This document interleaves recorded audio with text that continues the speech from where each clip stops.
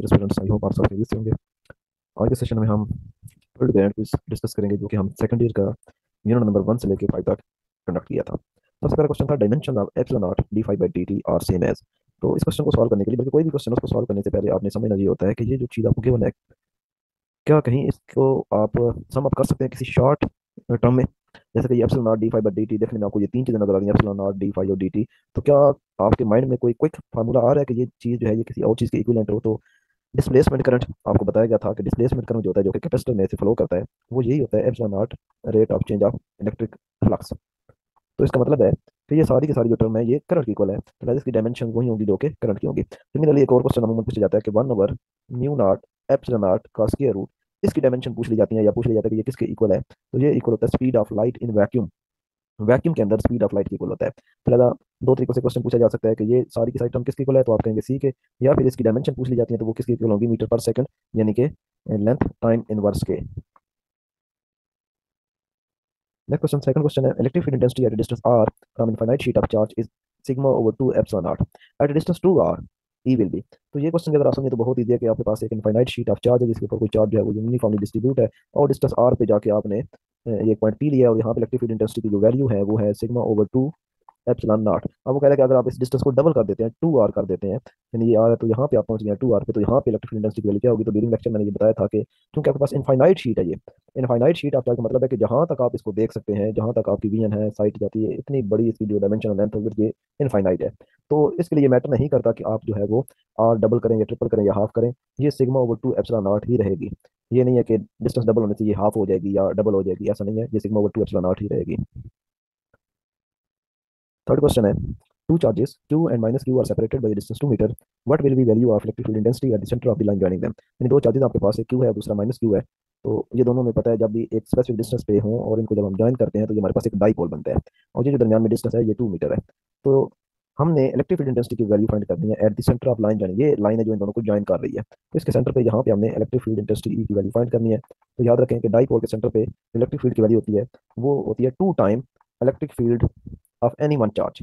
यानी चाहे आप क्यू वन की वजह से कैलकुलेट करें, ये सॉरी पॉजिटिव क्यू की वजह से कैलकुलेट करें, चाहे आप नेगेटिव क्यू की वजह से आप यहाँ पे वैल्यू कैलकुलेट करें, पॉइंट पी इसको कह लें। यहाँ पॉइंट पी पे आप किसी एक चार्ज की वजह से इलेक्ट्रिक फील्ड इंटेंसिटी फाइंड कर लें, तो जो नेट इलेक्ट्रिक फील्ड इंटेंसिटी होगी वो आप क्या करेंगे, 2 से मल्टीप्लाई कर देंगे, क्योंकि पॉजिटिव चार्ज के लिए जो इलेक्ट्रिक फील्ड लाइंस की डायरेक्शन होगी वो आउटवर्ड होगी, और नेगेटिव के लिए इनवर्ड होगी। तो लिहाजा यहाँ पॉइंट पी पे जो नेट इलेक्ट्रिक फील्ड आएगी वो किसी एक चार्ज की वजह से जो इलेक्ट्रिक फील्ड है उसका डबल होगी, यानी उसमें पॉजिटिव क्यू का भी रोल होगा और नेगेटिव क्यू का भी रोल होगा।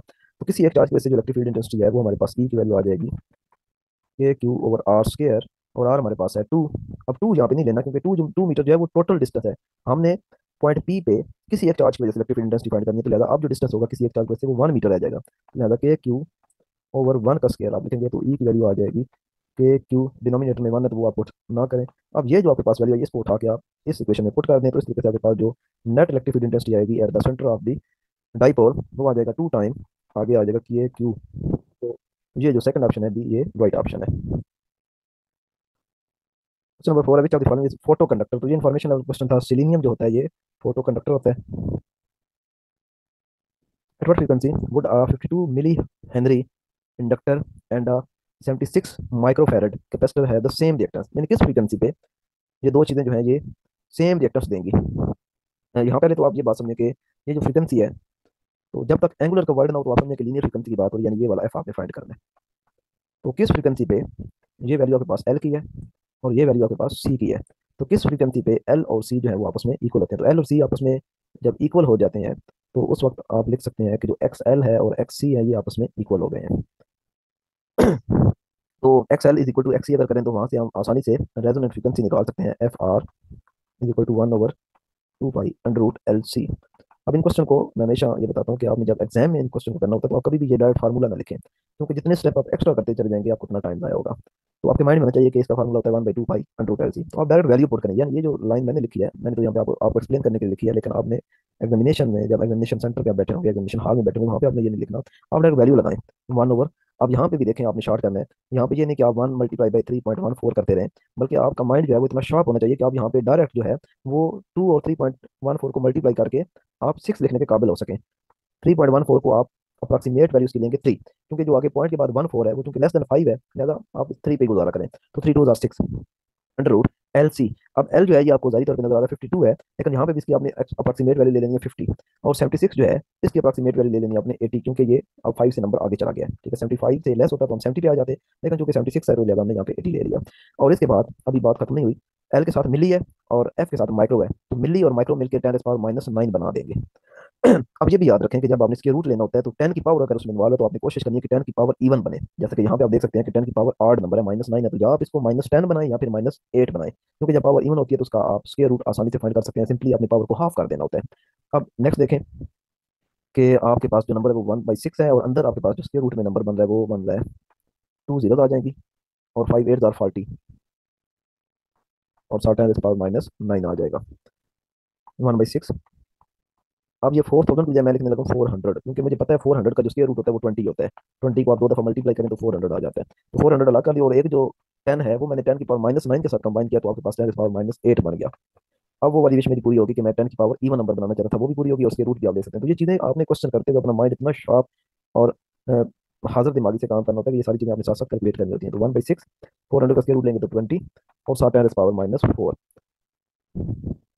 तो ये बनेगा 6 को 20 से मल्टीप्लाई करेंगे तो आपके पास 120 बन जाएगा, और 60 पावर -4, तो 120 को लिखें, सिंपली 12 लिखें, और यहाँ से आपके पास एक जो 10 है वो 10⁻⁻4 से मिलकर 10⁻³ बनाएगा, और ये 10⁻³ ऊपर चला जाएगा और 1000 बन जाएगा, और नीचे आप 12 से डिवाइड करें, तो 12 को जब आप 100 से डिवाइड करेंगे तो 12 7 जार 84, और 12 8 जार 96। ठीक है, 4 यहाँ से बच्चे, 4 को जब यहाँ जीरो से मिलाएंगे 40 बनेगा, तो 12 3 जार 36, यानी 83 पॉइंट समथिंग। जबकि हमारे पास ऑप्शन जो 83 के करीब करीब आ रहा है वो आ रहा है 80 हर्ट्स। अब हमारा ये 83 क्यों आया, उसकी रीज़न ये है, ये रीज़न है, ये 6, हमने यहाँ पे नंबर छोटा ले लिया था। जब डिनोमिनेटर में आप नंबर छोटा लिखेंगे तो आपका आंसर बड़ा आएगा।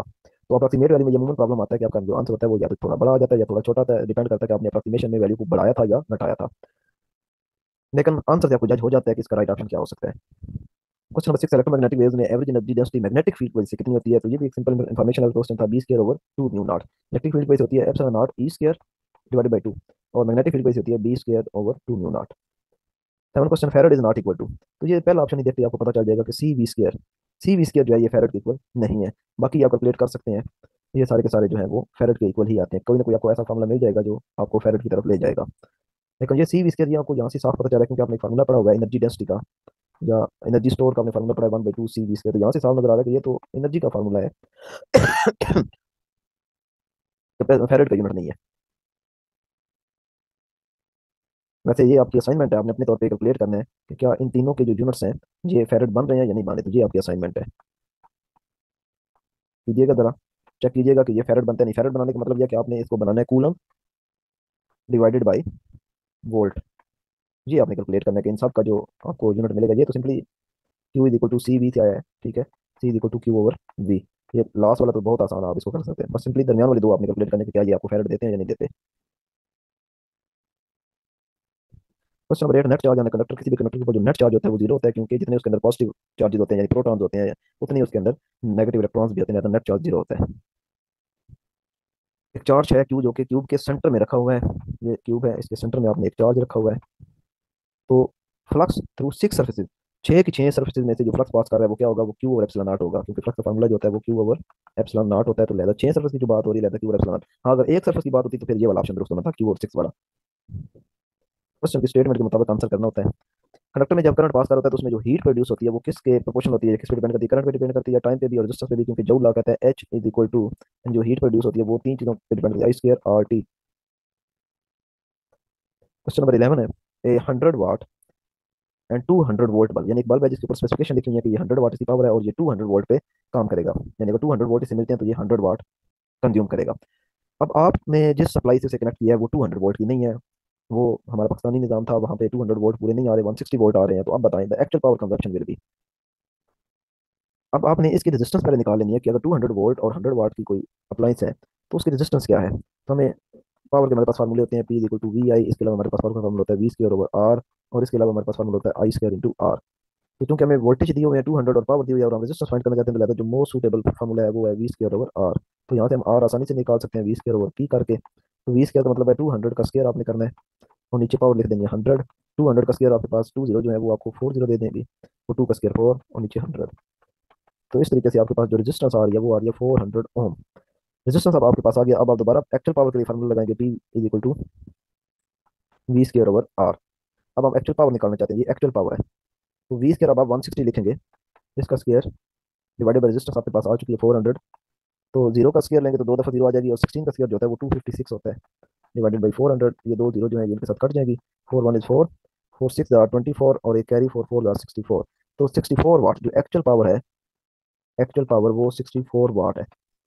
लिहाजा this is the right option. Wire having resistance 5 ओम, एक वायर है जिसकी रेजिस्टेंस 5 ओम, उसको आपने बेंड करके रिंग बना दिया इस तरीके से। ये टोटल वायर थी, इसकी टोटल जो रेजिस्टेंस है वो 5 ओम है, आपने बेंड करके इस तरह रिंग बना दिया। वो कह रहा है जी कि find resistance across the diameter, यानी ये डायमीटर है, यहाँ पे रेजिस्टेंस आप देखें ये 2 पॉइंट ए बी। तो अब आप देखें कि हमें पता है रेजिस्टेंस जो है वो डिपेंड कर रही होती है लेंथ पे, लेंथ के डायरेक्टली प्रोपोर्शनल है। तो चूंकि अब आप पॉइंट ए और बी के दरमियान देखें तो आधी वायर ऊपर चली गई है और आधी वायर नीचे आ गई, इसका मतलब है कि 2.5 ओम ऊपर रह गई है और 2.5 ओम जो है वो नीचे रह गई है। तो अब ये दोनों वायर जो है ये सीरीज में नहीं लगी, क्योंकि सीरीज में ऐसे होती है कि ये वायर है, इसके साथ आगे मजीद आगे जोड़ दी जाए तो ये सीरीज बनता है, लेकिन यहाँ पे ये सीरीज कम्बिनेशन है, ये पैरेलल कम्बिनेशन है। तो पैरेलल कम्बिनेशन के मुताबिक आप इसको सॉल्व करेंगे। पैरेलल कम्बिनेशन में हम कैसे सॉल्व करते हैं, 1/r e is equal to 1/r1 plus 1/r2, ये वाला फार्मूला लगाएंगे। तो इस तरीके से आपके पास जो आर इक्विवेलेंस आएगी वो आ जाएगी 1.25 ओम। तो बात समझने वाली ये थी कि ये जो पॉइंट ए बी के दरमियान रेजिस्टेंस आएगी, ये आपने आधी रेजिस्टेंस ऊपर करनी है आधी नीचे करनी है, क्योंकि लेंथ जो है वो डायरेक्टली प्रोपोर्शनल होती है रेजिस्टेंस के। जब लेंथ आधी होगी तो मतलब रेजिस्टेंस भी आधी हो गई है, तो 5 ओम की आधी रेजिस्टेंस ऊपर यानी 2.5 और आधी नीचे। और यहाँ पे अब ए और बी के दरमियान जो कम्बिनेशन बन रहा है, दोनों पॉइंट के दरमियान आप रेजिस्टेंस फाइंड करनी है, ये पैरेलल कम्बिनेशन के थ्रू आप फाइंड करेंगे।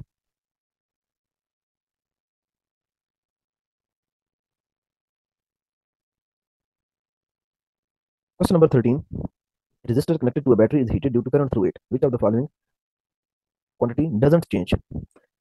किसी भी रेजिस्टर से करंट फ्लो कर रहा है और वो हीट अप हो गया है, ये बहुत बहुत इंपॉर्टेंट है। हीट अप हो गया है रेजिस्टर आपका, या जो कंडक्टर है या जो अप्लाइंस है वो हीट अप हो गई है, तो कौन सी क्वांटिटी वेरी नहीं करेगी। रेजिस्टर हमें पता है हीट डिपेंडेंट होती है, हीट इंक्रीज होने से रेजिस्टेंस बढ़ती है। ड्रिफ्ट वेलोसिटी, ये भी हमें पता है, ड्रिफ्ट वेलोसिटी ऑफ इलेक्ट्रॉन, जब इलेक्ट्रॉन को आप हीट अप करेंगे तो इलेक्ट्रॉन की वेलोसिटी इंक्रीज हो जाएगी, उनकी मोशन जो है वो फास्ट हो जाएगी। रेजिस्टिविटी, रेजिस्टिविटी के बारे में वैसे आपको बताया हुआ है कि ये फिजिकल डायमेंशन पे डिपेंड नहीं करती, नेचर ऑफ मटेरियल पे डिपेंड करती है, लेकिन एक चीज मैंने साथ ये भी बताई थी कि ये टेम्परेचर डिपेंडेंट होती है, टेम्परेचर इंक्रीज या डिक्रीज करने से रेजिस्टिविटी पे फर्क पड़ता है। मतलब पहले तीनों चीजें जो है ये टेम्परेचर डिपेंडेंट है, हीट डिपेंडेंट है, नंबर ऑफ फ्री इलेक्ट्रॉन जो है ये आपके पे डिपेंड नहीं करेंगे, नंबर ऑफ फ्री इलेक्ट्रॉन आपके वही रहेंगे। क्वेश्चन नंबर 14 है, प्रोटॉन न्यूट्रॉन और अल्फा पार्टिकल, तीन पार्टिकल है, तरतीब याद रखिएगा, जिस तरीके से जिस पैटर्न में जिस ऑर्डर में आपको ये पार्टिकल गिवन होते हैं, उसी ऑर्डर में उसी पैटर्न में आपने जो इन्फॉर्मेशन रिक्वायर्ड होती है वो कैलकुलेट करनी होती है। तो ये तीन पार्टिकल है, मूविंग विद सेम मोमेंटम, सबका मोमेंटम सेम है, मैग्नेटिक फील्ड में एंटर हुए हैं, the ratio of magnetic force acting on, तो सब के ऊपर जो मैग्नेटिक फोर्स एक्ट करेगी उसकी हमने रेशियो फाइंड करनी है। तो सबसे पहले जो बात समझने वाली ये है कि मोमेंटम ऑफ प्रोटॉन यानी पी ऑफ पी, ये छोटा पी साथ लिख रहा हूँ, रेशियो मोमेंटम ऑफ न्यूट्रॉन यानी d, ratio momentum of alpha is equal to, अब मोमेंटम क्योंकि सबका सेम है तो लिहाजा 1:1:1 आएगी। मोमेंटम होता है एम वी के इक्वल, एम वी, तो इसके साथ पी आएगा, इसके साथ भी पी आएगा रेशियो, इसके साथ भी डी आएगा, वी डी आएगा, और अल्फा के साथ आएगा m alpha, v alpha is equal to 1:1:1। अब हमें मैथ का पता है कि प्रोटॉन का मैथ जो है वो इन सब में छोटा होता है, तो लिहाजा इसकी जगह मैं 1 लिखूंगा, वी पी रेशियो, न्यूट्रॉन में हमें पता है एक प्रोटॉन और एक न्यूट्रॉन होता है, तो लिहाजा इसका मैथ जो है वो डबल हो जाएगा, तो 2 वी डी, और अल्फा पार्टिकल में पता है कि इसका मैथ जो है वो 4 गुना ज्यादा होता है प्रोटॉन से, तो लिहाजा 4 लिखूंगा यहाँ पे, और v d is equal to 1:1:1। तो इस तरीके से जो v p ratio v d ratio v alpha यानी अल्फा पार्टिकल, ये इक्वल हो जाएगा 4:2:1,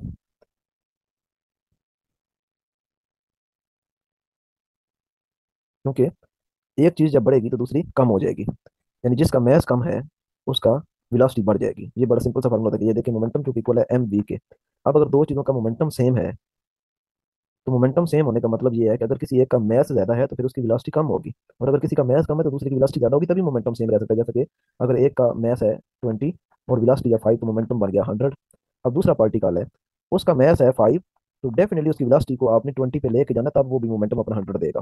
तो इस तरीके से यहाँ पे जब मैस देखा गया तो मैस प्रोटॉन का सबसे कम था, तो जब वेलोसिटी की रेशो निकाली तो प्रोटॉन की वेलोसिटी, न्यूट्रॉन की वेलोसिटी और अल्फा पार्टिकल की वेलोसिटी का टोटल रिवर्स हो गया, यानी ये जो नंबर था 1 प्रोटॉन का सबसे छोटा, ये सबसे बड़े वाला जो पार्टिकल अल्फा था उसकी वेलोसिटी में चला गया, और जो नंबर सबसे बड़ा था अल्फा पार्टिकल के लिए वो प्रोटॉन में आ गया, यानी जिसकी वेलोसिटी सबसे ज्यादा उसका मैस फिर उसके हिसाब से कम होगा, जिसका मैस कम उसकी वेलोसिटी सबसे ज्यादा होगी, तभी मोमेंटम सेम रहेगा।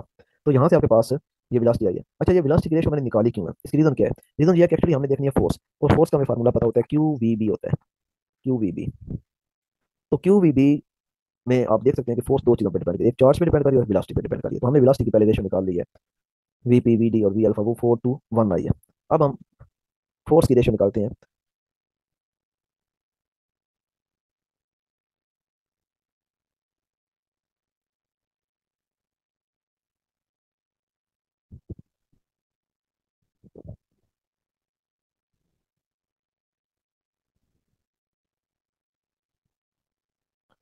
तो फोर्स की रेशो आप निकाल सकते हैं,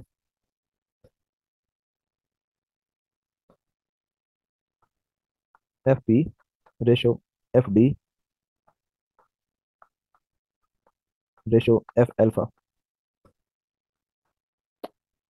अब हमें पता है कि एफ पी में भी वही क्यू वी बी, अब बी में कहीं पे भी नहीं एंटर करूंगा क्योंकि मुझे पता है बी की वैल्यू सब लिथियम है, जो चीजें मैटर कर रही हैं वो क्यू और वी मैटर कर रही हैं। तो क्यू जो प्रोटॉन का है वो आप सिंपल एक क्यू लिखेंगे, और वेलोसिटी जो है वो प्रोटॉन की वेलोसिटी अभी हमने देखी है वो 4 थी। इस तरह न्यूट्रॉन में देखें तो न्यूट्रॉन में जो चार्ज है वो भी एक ही चार्ज होता है, क्योंकि उसके अंदर एक प्रोटॉन होता है और एक न्यूट्रॉन होता है, तो लिहाजा चार्ज जो है वो चूंकि प्रोटॉन की वजह से ही होगा। और उसके लिए जो हमारे पास वेलोसिटी आई थी वो 2 आई थी। रेशो अल्फा पार्टिकल के लिए जो चार्ज है वो 4 गुना होता है, प्रोटॉन का 4 गुना होता है, सॉरी ट्वाइस होता है, क्योंकि उसके अंदर दो प्रोटॉन दो न्यूट्रॉन होते हैं, न्यूट्रॉन का तो कोई चार्ज नहीं होता। तो ये, और ये 2 क्यू हो गया, और साथ जो वेलोसिटी आई थी वो आई थी हमारे पास 1। तो ये क्यू क्यू क्यू ये तो सब में कट गया, तो 4:2:2 आंसर आएगा। अब इनमें 2 कॉमन है तो 2 से सबसे काट दें, सबको काट दें, तो 2 1 4, 2 2 4, 2 1 2 2 1 तो इस तरीके से ये 2:1:1 बन रहा है, जो कि आपका राइट ऑप्शन है सी।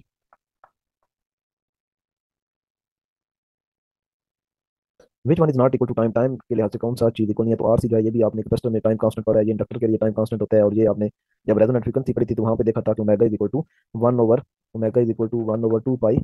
1/2 था। तो 1/2 LC फ्रीक्वेंसी के इक्वल होता है, तो उसका उल्ट करेंगे तो आपके पास √LC आ जाएगा, तो इस तरीके से ये भी टाइम कांस्टेंट ही बन रहा है। तो नन ऑफ अब ये राइट ऑप्शन बन रहा है। RLC सर्किट में अगर omega less than omega r हो तो इंपीडेंस क्या होगी? कैपेसिटिव होगी, इंडक्टिव या बोथ होगी, या पेयर रेजिस्टिव होगी? तो RLC सर्किट के लिए हमारे पास जो इंपीडेंस थी जी वो इक्वल थी आर स्क्र प्लस एक्स सी का स्क्र माइनस एक्स एल का स्क्र, ये स्क्र सॉरी बाहर आपने लगाना है, एक्स सी माइनस एक्स एल का होल स्क्र। ये आप एक्स सी पहले लिखें एक्स एल पहले लिखें कोई फर्क नहीं पड़ता, क्योंकि स्क्र की वजह से पॉजिटिव टर्म हो जाएगी। क्योंकि ओमेगा जो है वो लेस देन ओमेगा आर है, यानी रेजोनेंट फ्रीक्वेंसी से फ्रीक्वेंसी कम है। अब हमें एक्स सी पता होती है, एक्स सी ये होती है 1/ओमेगा आर, सॉरी 1/ओमेगा सी, ये एक्स सी। और एक्स एल जो है ये हमें पता होता है ओमेगा एल होता है। तो जब जब ओमेगा जो है वो लेस देन ओमेगा आर है, यानी ओमेगा की वैल्यू छोटी है, तो ओमेगा की वैल्यू जब छोटी आप यहाँ पे पुट करेंगे, ये छोटी वैल्यू यहाँ पे देंगे, तो इसकी वैल्यू ज्यादा हो जाएगी, एक्स सी की वैल्यू ज्यादा हो जाएगी। और जब आप ओमेगा की वैल्यू यहाँ पे छोटी पुट करेंगे तो आपको एक्स एल की वैल्यू भी समालर मिलेगी, और एक्स सी की वैल्यू आपके पास ग्रेटर होगी। तो यहाँ पे आपको नजर आ रहा है कि एक्स सी की वैल्यू ज्यादा होगी, तो जब एक्स सी की वैल्यू आप यहाँ पे ज्यादा पुट करेंगे तो ओवरऑल आपके पास आंसर जो आएगा वो कैपेसिटिव आएगा, यानी ये जो जी की वैल्यू आप फाइंड करेंगे इसमें जो मेजर एलिमेंट आएगा, मेजर पार्ट आएगा वो एक्स सी का आएगा, कैपेसिटिव रिएक्टेंस का आएगा। इसी तरह उल्ट भी आप कर सकते हैं, ओमेगा अगर ग्रेटर ओमेगा आर से तो फिर ये इंडक्टिव हो जाएगा, यानी फिर इंपीडेंस जो है वो इंडक्टिव हो जाएगी। और अगर ओमेगा इक्वल हो जाए ओमेगा आर के, तो फिर ये वाला आंसर जो है वो होगा कि पेयर रेजिस्टिव होगी, क्योंकि ये वाली टर्म तो जीरो हो जाएगी, एक्स एल और एक्स इक्वल हो जाएंगे, तो जी इज इक्वल टू आर हो जाएगा। तो ये तीनों कंडीशन आपको पता होनी चाहिए, क्वेश्चन तो मैंने एक दिया लेकिन आपको इसके तीनों पॉसिबल आंसर पता होने चाहिए, तीन डिफरेंट कंडीशन के तहत। तो फिलहाल जो हमारा क्वेश्चन था उसके अकॉर्डिंग इसका जो राइट ऑप्शन बनता है वो ऑप्शन नंबर 1 है। 17 क्वेश्चन है, number of turns per unit length in solid metal is double. Number of turns को आपने डबल कर दिया तो coefficient of self inductance, self induction का जो कोफिशिएंट है जिसको आप एल कहते हैं, इस पे क्या फर्क पड़ेगा? तुम्हें पता है एल जो है वो प्रोपोर्शन होता है एन स्क्वायर के, तो नंबर ऑफ टर्न चूंकि डबल हो गया तो एन स्क्वायर डबल करेंगे तो 2 2 4 4, तो 4 टाइम बढ़ जाएगी। 18 क्वेश्चन है, ये एक डायग्राम आपके सामने गिवन है। Magnet falls with its S pole along the axis of a ring, ये आपको नजर आ रही है इस तरह एक मैग्नेट जो है वो नीचे फॉल कर रहा है, उसका साउथ पोल जो है वो रिंग की तरफ है। करंट जनरेटेड इज, अब क्योंकि ये मैग्नेट इसके करीब आ रहा है तो मैग्नेट दायरा मैग्नेट से हमें पता है कि नंबर ऑफ जो लाइंस हैं, ये नॉर्थ है और ये साउथ है, तो इसमें नंबर ऑफ लाइन एंटर हो रही होंगी। तो जैसे जैसे इसके करीब आ रहा है फ्लक्स जो इस कॉइल में से पास कर रहा है वो बढ़ता जा रहा है। तो फ्लक्स चेंज हो रहा है, तो हमें पता है कि जब भी किसी कॉइल में से फ्लक्स चेंज होता है तो उसमें एक इंड्यूस ईएमएफ पैदा होती है और उसके corresponding इंड्यूस करंट होता है, और करंट ऐसी डायरेक्शन में प्रोड्यूस होता है कि अपने सोर्स को अपोज करता है। यानी यही जो मैग्नेट है, इस मैग्नेट की वजह से इस रिंग में जो करंट पैदा होगा ये अपने सोर्स को अपोज करेगा, ये इसे करीब नहीं आने देगा। करीब ना आने का मतलब ये है कि करंट इस तरीके से इसमें फ्लो करेगा कि इसका एक हिस्सा जो है वो साउथ पोल बने और एक हिस्सा नॉर्थ पोल बने, लेकिन ये लाजमन ऊपर वाला साउथ बनाएगा। ये ऊपर वाला लाजमी साउथ बनाएगा और नीचे वाला जो हिस्सा है वो नॉर्थ बनाएगा, क्योंकि इसने अपने उस सोर्स को अपोज करना है। तो अपोज तभी कर सकता है यानी जब ये वाला हिस्सा सोर्स साउथ बने और नीचे वाला हिस्सा नॉर्थ बने।